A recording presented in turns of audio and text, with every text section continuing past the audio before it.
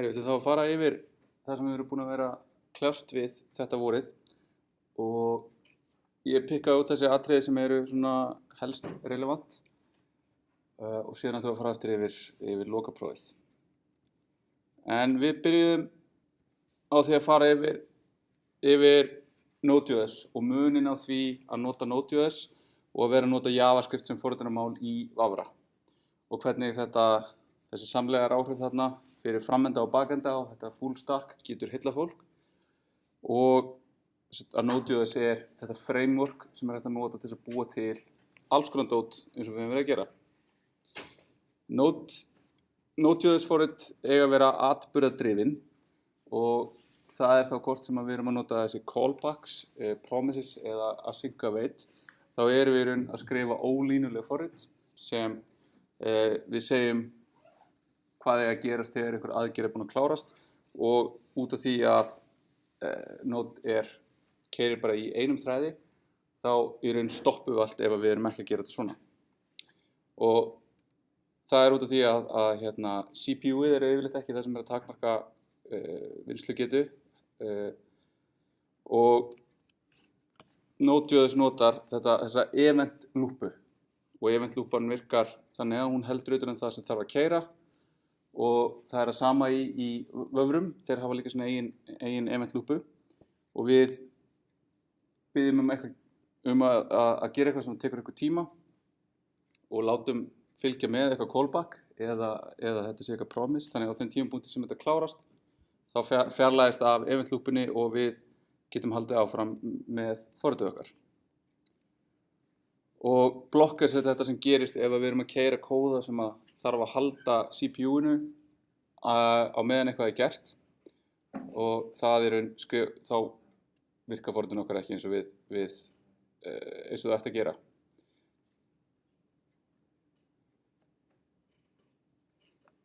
Og þessi ósamstillta forritun eða asynchronous forritun svona búið að vera þessi rauði þráður sem búin að ganga í gegnum allt hjá okkur. Og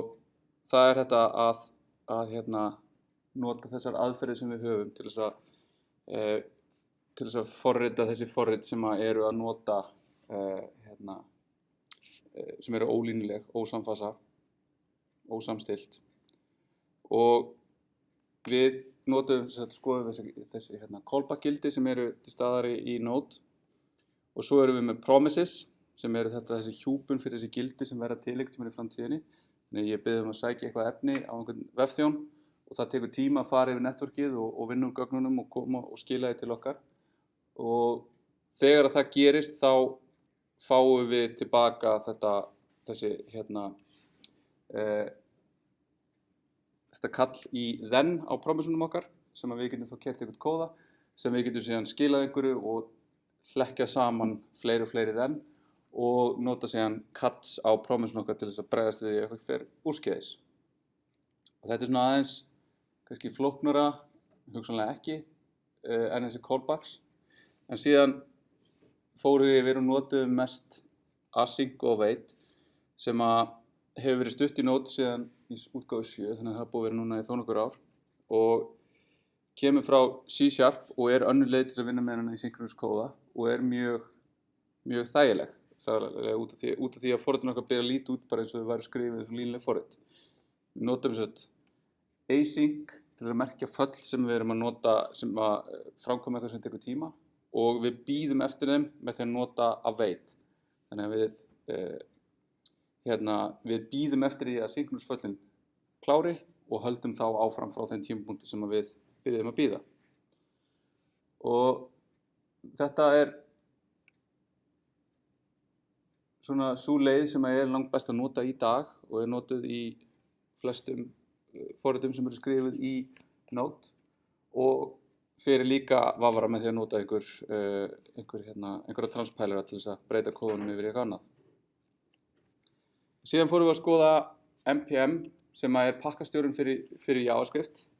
og kemur með Node.js og leyfir okkur að setja upp alls konar tól sem skrifuð með JavaScript. Og pakkastjórar að gera þetta fyrir okkur að geta keyrt eina skipun til þess að sækja ákveðna útgáfu af forriti, bæta því við verkefnið okkar og leyfa okkur síðan að nota það. Og það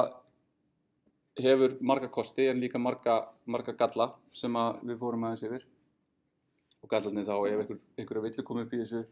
ef einhver uppfærir útgáfurnar okkar og það allt í einu byrja að brotna eða einhver notfærir sér það hversu útbreitt þetta til þess að gera eitthvað slæmt. Og event emitters síðan svipað þetta við vorum að vinna með í vafranum, að hlutir í Node.js geta veitt frá sér emittað eventum og þannig að eitthvað gerðist og við bregðumst við því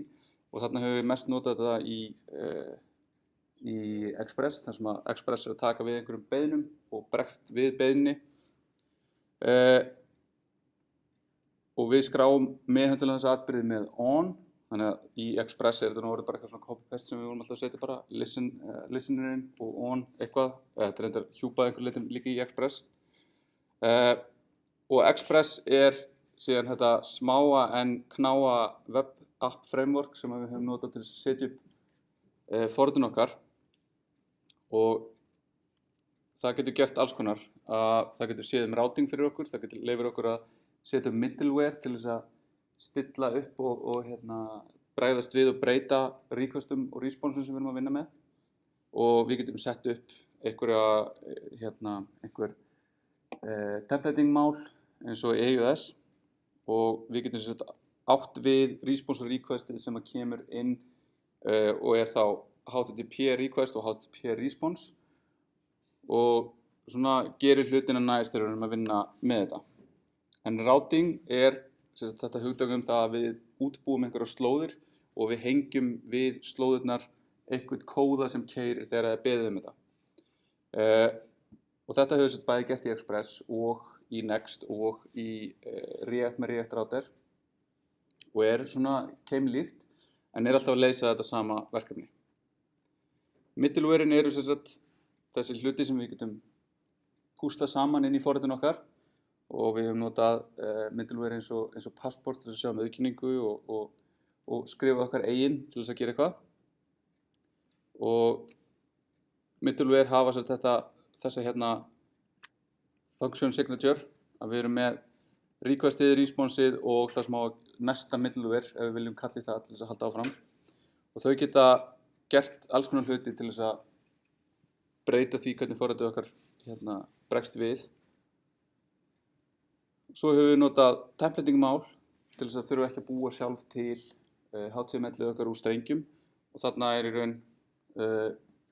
leið fyrir okkur til þess að búa til á servernum dynamískt eitthvað HTML sem við sendum síðan á klientinn. Þannig að við erum á servernum að búa til gögnin sem á að birta, þannig að við erum í raun að server-side rendera það sem á að sjást. Þannig að ég sem einhver client sem að tala við einhvern server sem með notar Express sem dæmi og með eitthvað template sett upp og ég býð einhverja slóð, þá mér rátað inn á þá slóð, ég fæ eitthvað, það eitthvað gert við requestið mitt og síðan í responsið skrifað allt HTML sem á að birta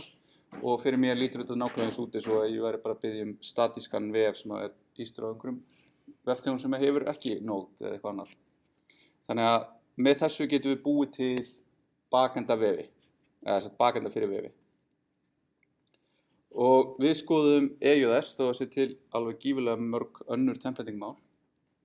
Og EUS leyfir okkur að skrifa HTML bara eins og við skrifum HTML, en sett síðan inn með þessum EUS syntax ákveðna JavaScript kóða eða birt gögn úr JavaScript breytum sem við þá þurfum að senda með í templateið okkar úr JavaScript kóðanum okkar. En síðan rifjum við aðeins upp HTTP og skoðum hvað það og hvernig það virkar og þá aðalega hvernig þessi request og response að virka á milli clients og servers og síðan þessar aðferðir sem við erum að nota til þess að segja til hvað við ætlum að vera að gera á servernum. Þannig að ég sem client ætla að framkvæma get fyrirspurn eða post fyrirspurn eða pads eða delete sem við skoðum mest og við það þá bregst serverinn einhvern veginn við. En síðan í HTTP höfum við líka URL sem svona þessi grunnur að HTTP og HTML getum búið til hypertext dot með því að nota URL og þau eru alls konar en þau fylgja alltaf þessu formi hérna að vera með einhvern host, einhver slóð, einhver port, einhvern query-string hugsanlega og líta þá einhvern veginn svona út hérna, fyrir allt út af hjá mér og við höfum síðan notað einhverju leyti hérna hvernig við getum notað þessi query-string hérna og hvernig við getum rátað síðan fram og tilbaka í URL-unum okkar. Og síðan þegar við erum að leyfa notanda að einhvern veginn interakta við bakendan okkar, senda einhver gögn, fylla út einhver form og gera eitthvað og þá erum við að nota HTML form elementið og input, select og textarea til þess að veita aðgang að einhverju og síðan þegar við tökum við því þá getum við bæði framkvæmt get eða post fyrirspurn og ef við sendum post fyrirspurn þá erum við að fara að vinna með þetta request body sem er straumur sem við fáum tilbaka ef við erum að nota node og við getum unnið úr straumnum en það getur verið svolítið leiðilegt að vinna með það þannig að við þurfum alltaf að vera með þessa body parse middleware sem að leyfa okkur þá að vinna með gögnin úr straumnum á handhægan hátt bara með því að kalla í rec.body og þá þurfum við að stilla appið okkar á það að nota þetta middleware og síðan þegar við fórum að nota fyrir vefþjónustur þá vorum við að nota þennan JSON body parser sem að tekur þá við gögnum sem koma á JSON formi ef þau eru send með content type headinum application JSON. Síðan var það Postgres sem við notuðum í nokkrum verkefnum til þess að geyma gögn og vinna með þau þar og PostgreSQL er open source gagnagrunnur sem er mjög útbreiddur og mikið notaður og hefur mjög mikið af sértækri og kröftugri virkni og við rétt snertum yfirborðið á þessu og það sem við vorum í raun að gera aðalega var að vinna með töflur sem hafa dálka og raðir og við unnum með ýmsar gagnatýpur og bættum við og leikum okkur með raðir og vorum aðalega að útfæra þessar CRUD aðgerðir sem er þá í raun samansafni yfir það að vera með create, read, update og delete og er í raun, ef maður myndi taka það og horfa svolítið svona ekki það gagnrýnum augum á forrit sem eru útfærð í heiminum í dag þá eru svona 60-70% af forritum sem eru notið á einhverjum svona daglega í einhverjum business eru bara svona CRUD forrit og þegar við erum komið með einhver gagnagrunn þar sem við erum í raun að setja inn og geyma einhver gögn þá er sem við erum að taka frá notendum þá er vert að fara yfir öryggi og skoða í raun hvað getur farið úrskeiðis þegar maður er búin að opna fyrir einhverja aðra til þess að senda inn gögn til okkar og það er mjög margt sem þarf að hafa í huga og við fórum yfir OWASP top 10 og skoðum í raun hvað þessir sérfræðingar sem eru hjá þessum opnum samtökum telja vera top 10 mest alvarlegu villurnar sem verða til í vefforritum og það er eins og insufficient logging og monitoring við verðum að nota eitthvað sem er með þekktum villum deserializa og serializa eitthvað og gera insecure deserialization taka og opna eitthvað sem að JSON sem var sendið yfir og það er allt í einu með einhverju sem átti ekki að vera þar cross-site scripting eða XSS þar sem ég get sendt inn JavaScript kóða sem á einhvern hátt keyrir hjá klientum og getur í raun stolið upplýsingum frá þeim misstillingar á öryggi þar sem við í raun gleymum eða hugsanlega pælum ekki í því að við þurfum að breyta því hvernig keisluumhverfið er miðað við þegar við erum í þróun eða við erum að keyra hlutina í production brotin aðgangsstýring sem að hefur komið upp og kemur alltaf reglulega upp að vera í raun ekki að athuga rétt hvort að notandi hafi virkilega aðgang og þá getur það verið jafnvel þó ég sé bara búin að logga mig inn þá kemst ég eitthvað sem ég ætti ekki að komast í XML, External Entities sem er fyrir eitthvað svona obscure villa Sensitive Data Exposure þar sem við erum eitthvað gerist í gegnum eitthvað af hinum villunum eða öðrum villum og við lekum gögnum eða þá að fólk kemst yfir eitthvað og gerir eitthvað sem ætti ekki, eða sér eitthvað gögn sem ætti ekki geta séð. Og síðan þessi tvö í fyrsta og öðru sæti, broken authentication, þar sem að einhvern veginn fólk kemst yfir aðgang eða aðgangs- og auðkenningakerfið okkar sé ekki fullkomlega öruggt. Og svo injection árásir, sem eru þá þegar við erum með eitthvað eins og gagnagrunn og við bjóðum notendum upp á að inserta einhver gögn í hann eða lesa eitthvað úr honum og einhver hluta vegna er hægt að senda inn skipanir inn í þetta sem að eru keyrðar eins og skipanir sem að við skrifum sem forritarar vefsins en ætti aldrei geta gerst. Þannig að það er þetta að vera treysta aldrei neinu sem við fáum, hvort sem að það er frá notendurum okkar eða gegnum vefþjónustur eða eitthvað svoleiðis, alltaf hafa eitthvað hafa þessa heilbrigðu paranoju það að hvað ef þetta myndi allt í einu innihalda SQL, hvað ef það myndi koma allt í einu XSS árás í gegnum þennan hérna vinkil og að reyna að sporna við því eins og við getum. Síðan fórum við í auðkenningu að setja upp kerfi þar sem við getum í raun vitað hverjir það eru sem eru að skoða vefinn okkar og eru að með því að biðja viðkomendum að skrá sig inn og er oft partur af veðjum og leiðir til þess að vita þá eftir að þessi auðkenning fer fram hver notandinn er. En þar sem HTTP er stöðulaust þá þurfum við einhvern veginn að hafa leið til þess að geyma þessa stöðu og það eru nokkrar, en það sem við notuðum voru cookies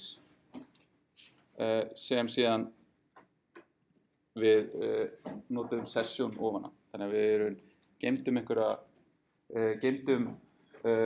upplýsingar notandann í einhverju session story og notuðum síðan cookie til þess að geyma auðkenni eða vísun í innan notanda sem við síðan notandinn sendir alltaf með í hverju einustu requesti sem að við getum þá sett upp og settum upp á Express. Serverunum okkar leiði til þess að finna hver er þessi notandi og populata requestið þannig að við gátum síðan birt notandanum viðeigandi upplýsingar. En cookies eru sem sagt að kökur eru með mismunandi típur. Session kökur sem eru í raun lifa bara svo lengi sem að vafrinn minn er í gangi og svona föst kaka þar sem við getum stilt úreltingadagsetningu og þá mun í raun kakan lifa það lengi og svo þessar þriðju aðila kökur sem eru í raun ef að við förum á 2 vefi sem nota cookies frá sama dómeninu þá getur í raun það dómen fylgst með okkur í gegnum netið.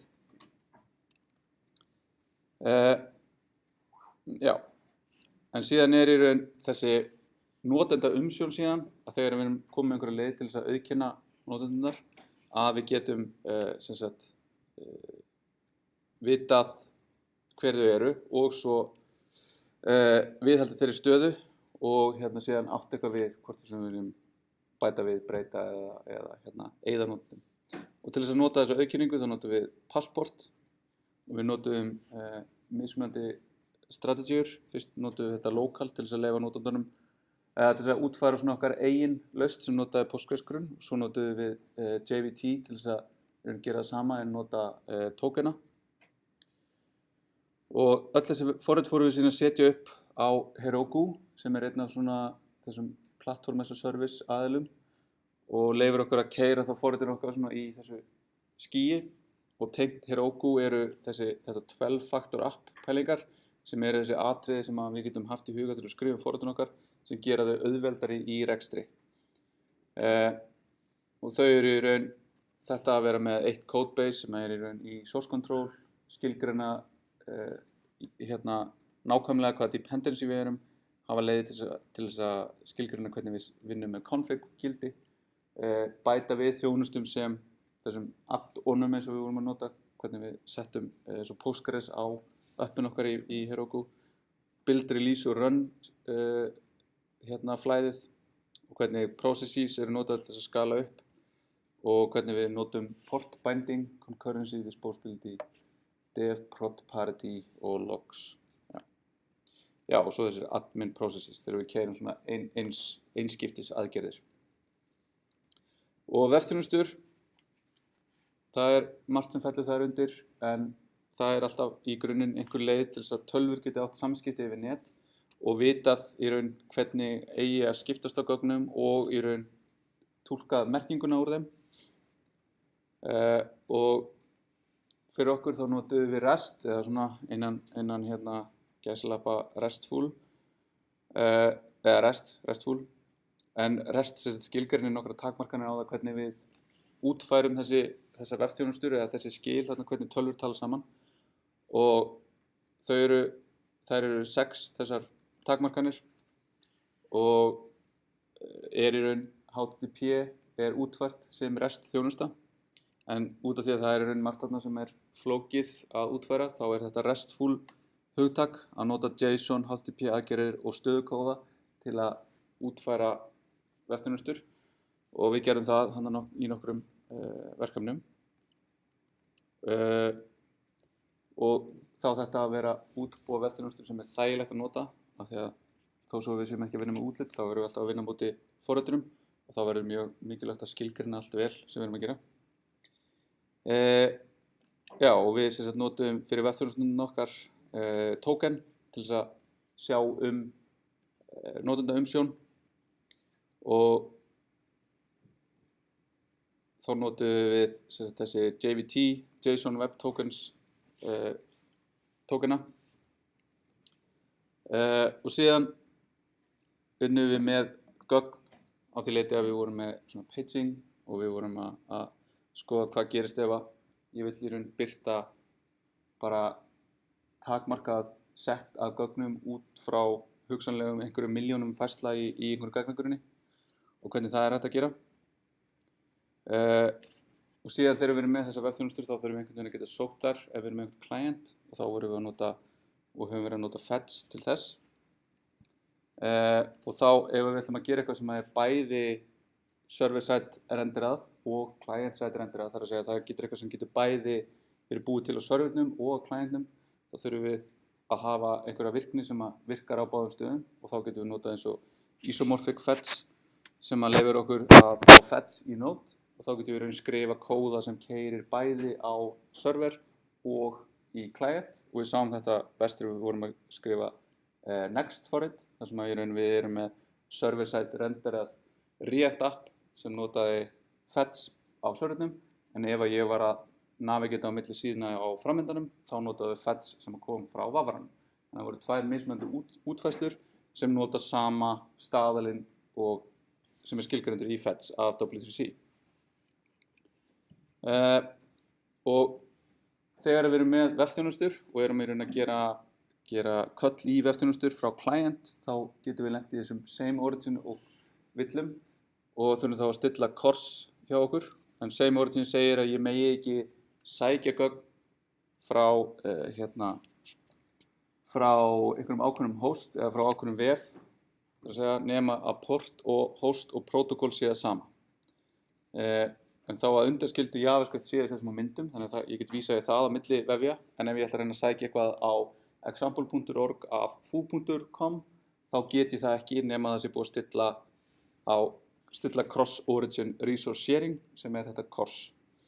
Og þá getum við aflétt þessum takmörkunum og leyft client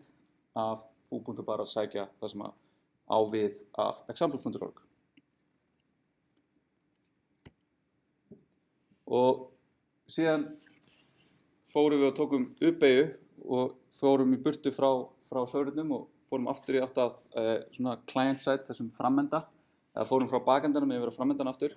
og unnum með React, og React grunnhugmyndin það sé aðskilnaður á milli markup í einhverju formi template-mála og lógíkar sé órökréttur, og við eigum að blanda saman templatunum okkar og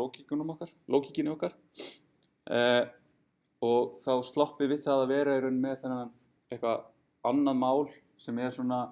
næstu því eins en samt ekki, svona eins og í AWS, þar sem við erum í raun einhvern veginn að geta skrifað lógík og skrifað eitthvað kóða, en samt ekki alveg eins og í JavaScript forritunum okkar. Þannig að það verður svona eitthvað mismatch þarna á milli. Og það að vera að gera það sé í raun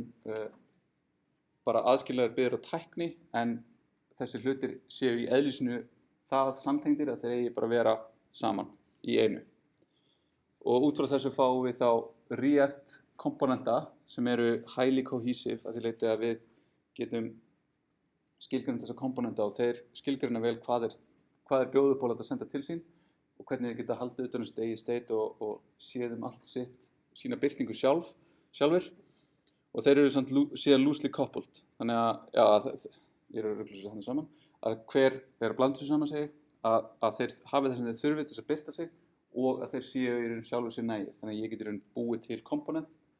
og sá komponent er ekki dependent á neitt eitthvað global state eða það þarf ekki að vera að fara í einhverjar aðrar skrár og vera að blanda þessu saman. Ég geti verið með eina möppu með öllu CSS-i, allri logík og allri leið til þess að birta template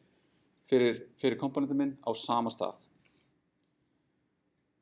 Og við byrjum að nota React með Create React App sem er svona starter kit sem er viðhaldið af React heiminu og reynir að vera svona zero config og fela flestar af þessum flækjum sem eru þarna bakvið við það að setja upp þessi React App með allri þeirri tækni sem við viljum. Geta nota SAS og geta nota hot reload og hot state reload, þannig að þegar við breytum einhverju komponentunum okkar og þá breytist það í framöndanum sem gerir þróunina skemmtilega fyrir okkur en er svona unopinionated, þannig að það er ekkert að setja neitt það mikla svona ákveða fyrir okkur tæknina, við getum svona bætt henni við eins og við viljum og er mjög góður stað til að byrja á að forrita React-verkefni. En þegar við erum síðan að forrita í React þá erum við að nota JSX og við erum að búa til þetta tré sem að hægða sér að einhverju leyti eins og dommið og erum að vinna með þessi React komponenta eða React elementir og á endanum síðan að búa til eitthvað sem verður til í domminu. Og React hefur declarative API sem er þá eins og HTML, þannig við stillum upp, ég vill að þetta sé framkvæmt en ég segi ekki framkvæmdu þetta svona eins og við verum með svona imperative API þar sem ég segi opnaði þetta, breyttu síðan litnum á þessu og lokaði þessu síðan en við segjum í raun eitthvað, sendum eitthvað state sem segir þetta á að vera opið núna og útfastan á því hvernig það er opið er síðan skilið eftir fyrir í raun þann komponent til þess að sjá og þessi helsta fegurðin í React og það sem er svona stærsti kosturinn er í raun þessi komponentar, hvernig við getum skipt viðmótinu og virkninni í forritunum okkar upp í sjálfstæðar einingar sem virkar mjög vel bæði bara fyrir okkur erum að vinna þetta í einrúmi og þegar erum að vinna þetta í teimi. En við getum auðveldlega skipt á milli okkar verkum og erum ekki að stífa tætnar á hvort öðru því að við getum bara, ef við segjum þú ert að vinna í þessum og þessum komponent og ég er að vinna í þessum og þessum komponent þá í raun getum við bara skilgreint þetta viðmót, við hverju tekur komponentin og síðan er birtingin liggur hjá komponentin sjálfum. Og við getum skilgreint þessa komponenta bæði sem functional komponenta sem eru þá skilgreindi með einhverju function sem skilar elementunum með return eða með klasa og skilar þá í gegnum renderfall á þeim klasa. Og það er smá munur þarna á og það er eins og hvernig við lesum propsin, þau koma inn sem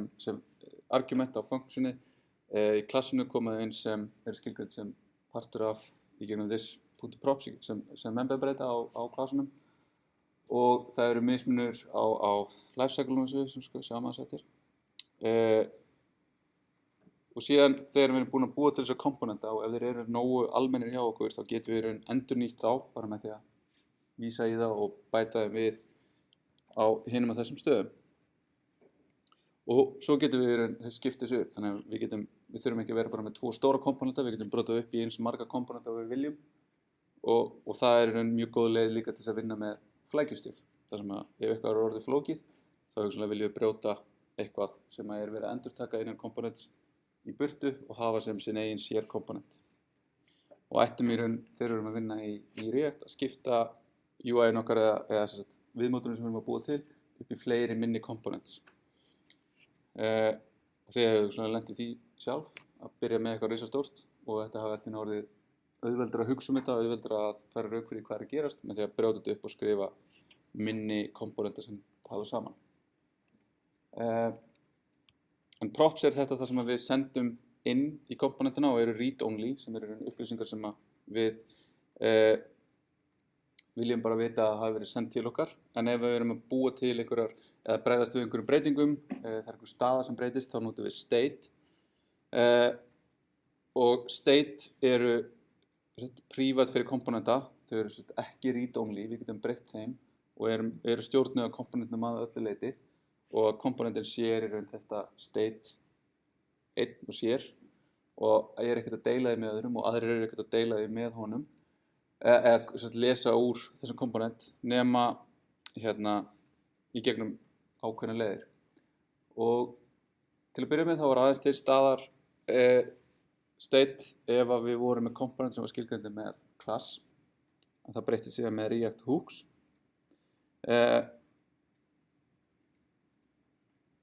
En þegar við erum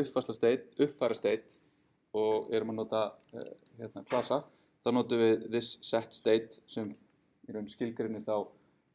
breytingarnar á stateinu sem við erum að framkvæma og þær framkvæmast asynchronously. Þannig við getum ekki treyst á það að ég kalli this set state og það sé síðan í næstu línu í kóðunum mínum búið að uppfæra það state.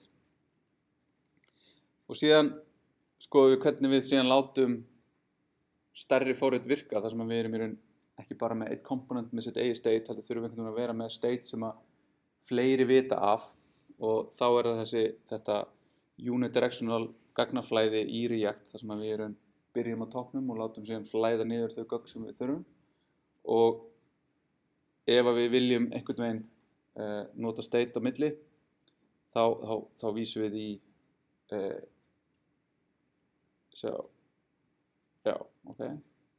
geti það glemt í eða geti komið eftir. En þá erum við að senda áfram þessi föll sem leyfa okkur að breyta einhverju fyrir ofan okkur í React-trénu eða síðan getum við notað þessa nýrri virkni eins og með kontekst eða einhvað flóknara eins og Flux arkitektúr sem við getum útfært til dæmis með Redux. En atburðir í React byggja á DOM-atburðum sem eru bara að fylgja þeim spec sem skilgreindur á W3C og við bindum föllin okkar við elementin okkar í gegnum onClick og gefum þeim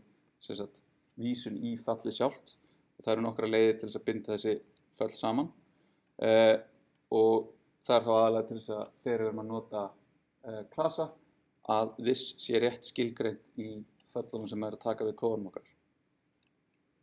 Síðan notum við React Router til þess að útfæra routing í React. Við vorum að vinna með CSS í komponentum þar sem við erum með þetta highly cohesive komponenta þar sem við erum bara með CSS fyrir komponentin á sama stað og loggingin fyrir hann. Og síðan eru lifecycle methods þar sem við fáum aukalega á þessum klassa komponentum sem eru þá kóði sem að keyrir á ákveðnum tímapunkti þegar það er verið að búa til komponentin. Hvort sem það var að vera að bæta hann við DOM-ið, það er verið að fjarlægja hann úr DOM-inu, hann er að fá ný props, hvort hann ætti að uppfæra sig eða ekki, hvaða upplýsingar þarf að rendera út sem er það eina sem að verður að skilgreina og svo fleiri þarna og svo einhver gömul. Þess að þetta er breytilegt umhverfi, þetta er React. En þegar við sækjum gögn í React þá erum við bara að nota Ajax og við höfum notað fetch til þess og nota þá async og await til þess að vinna með gögnin sem að gera það verkum að við erum að vinna með þægilegt viðmótana og þá keyrum við þetta í component did mount þegar við erum með client-side renderað app þegar að clientinn er búinn að keyra upp React virknina og búinn að bæta komponentum sem á að sækja gögn við DOM-ið þá keyrir component did mount og þá vitum við að það er búið að búa til tenginguna við DOM-ið og við getum þá kallað í fetch til að sækja gögnin og uppfæra komponentin með niðurstöðunum úr gögnunum. Þegar við erum að sækja þessi gögn, þá ættum við yfirleitt að vera að hugsa þessar 3 stöður á leiðinni, að við erum að sækja gögnin, við erum búin að sækja gögnin og við getum birt þau, eða það kom eitthvað upp á og við þurfum að birta eitthvað villusteytt. Síðan eru form í React sem eru svona aðeins mikið öðruvísi út af því að við viljum í raun halda utan eigið stateið á forminu í komponentum en ekki í input select eða textarreyrinu sjálfu. Þannig að við þurfum að bregðast við í hvert einasta skipti sem það er slegið eða eitthvað valið í formunum okkar, uppfæra stateið og teikna aftur inputið. Og þannig verður React komponentin single source of truth sem leyfir okkur að gera ýmsa hluti sem er erfiðara annars, og þetta verða þá controlled components. En ef við leyfum í komponentum sjálfum að halda utan stateið á einhvern annan hátt eins og í inputinu, þá eru þau kallaðar uncontrolled components. Já, þarna kemur síðan þessi staða í stærri forritum. Það er þetta þegar við erum að deila á milli með því að annarkvort að lyfta stöðunni upp tréð og láta eitthvað sameiginlegt foreldri sjá stöðuna og síðan senda á milli föll til þess að keyra þeirra á að uppfæra þessa stöðu. Þetta er aðalhættan þannig hvar drögum við strikið, hvað er orðið gott þegar við erum að vinna með þessa sameiginlega stöðu, og því annars lendum við bara með allt það sem allir vita af öllu steiti og þá erum við að vinna gegn React. Svo skoðum við þessa viðbót sem kom núna bara á þessu ári í React sem eru hooks, sem leyfir okkur að nota state í functional components, og þetta kemur alls ekki kemur ekki í staðinn fyrir svona klassa-based komponenta, en getur leyft okkur að skrifa miklu minni kóða fyrir komponentin okkar. Og það eru fleiri leiðir eins og use effect sem leyfir okkur þá að hooka okkur inn í lifecycle methods, eða við hookum okkur ekki inn í lifecycle methodin beint, við erum í raun bara á annan hátt að bregðast við þessum stöðubreytingum, sem use effect leyfir okkur að gera hluti eftir að komponentin er komin inn í DOM-ið, og þá sérstaklega þessi use state sem getur notað mikið og er voða fínt. En hefur svolítið svona skrítið API, þar sem þetta er að skila tvend í fylki, þar sem fyrra stakið í tvendinni er gildið sem við erum að vinna með og seinna er fall til að breyta þessu gildi. Síðan er Next.js framework sem að nota React og styður þetta server-side rendering. Þannig að þannig náum við að blanda saman þessum tveimur konseptum, React sem eitthvað client-side framework sem er client-side renderað, og þessari virkni sem við vorum að skrifa með Express, þar sem við vorum að server-side rendera forritin okkar, og Next blandar þessu saman og nota React til þess að server-side rendera og client-side rendera React upp. Og býður síðan líka upp á margt annað. Við getum keyrt okkar eigin server hérna inn á milli, við getum skilgreint hvernig við getum code splittað á milli ráta sem við fórum ekkert í, og við getum búið til static síður, þannig að ef þið eru að fara að gera vef, gera eitthvað verkefni og ykkur líkst vel á að nota React, þá mæli ég með að nota Next. En til þess að geta server-side renderað hluti sem við erum að sækja ykkur gögn á klientnum, þá þurfum við einhvern veginn að geta látið serverinn okkar vita hvernig á að sækja þessi upprunalegu gögn, eða þessi upprunalegu prop sem að síður eða komponentin þurfa. En í Next er það þannig að bara síðurnar geta sótt þessi gögn, og það er gegnum í þetta auka lifecycle method sem er skilgreint sem heitir get initial props, sem er asynchronous fall sem Next athugar á þetta fall til. Ef svo er, þá keyrir það bæði á server og client og setur niðurstöðuna sem þetta fall skilar sem upprunalegu props inn í komponentin þegar hann er síðan búinn til.